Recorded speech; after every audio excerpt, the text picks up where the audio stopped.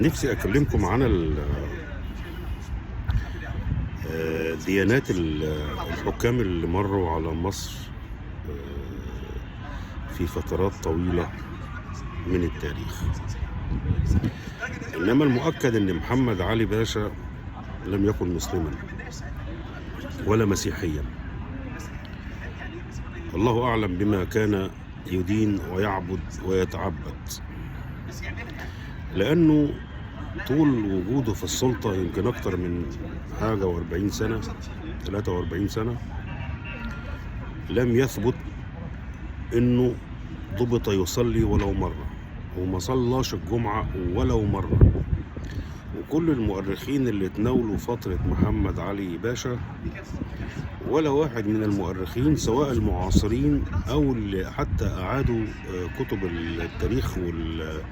والمصادر اللي كانت في عهده قالوا إن محمد علي كان مسلم، إنما قالوا إن هو كان حاكم جبار متجبر،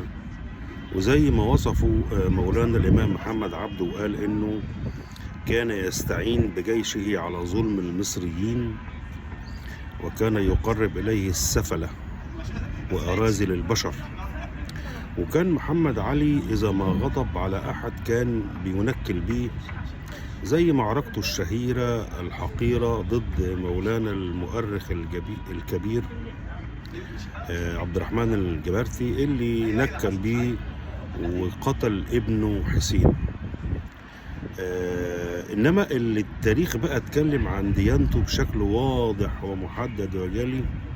أحمد بن طولون، ده كان مسلم بحق، بل وكان صوته جميل وكان يقرأ القرآن في المسجد، وحتى الجامع بتاعه جامع ابن طولون ده، واللي كان برضو عنده تقوى ودين وإيمان وخشوع دولة مصطفى النحاس باشا، اللي كان مرة جمال عبد الناصر قال عليه يعني 12 محاولة اغتياله، الجدع ده ما بيموتش، ده باين عليه زاهد، سيبوه مالكوش دعوة بيه. وطبعا دولة زعيم خالد الذكر سعد باشا زغلول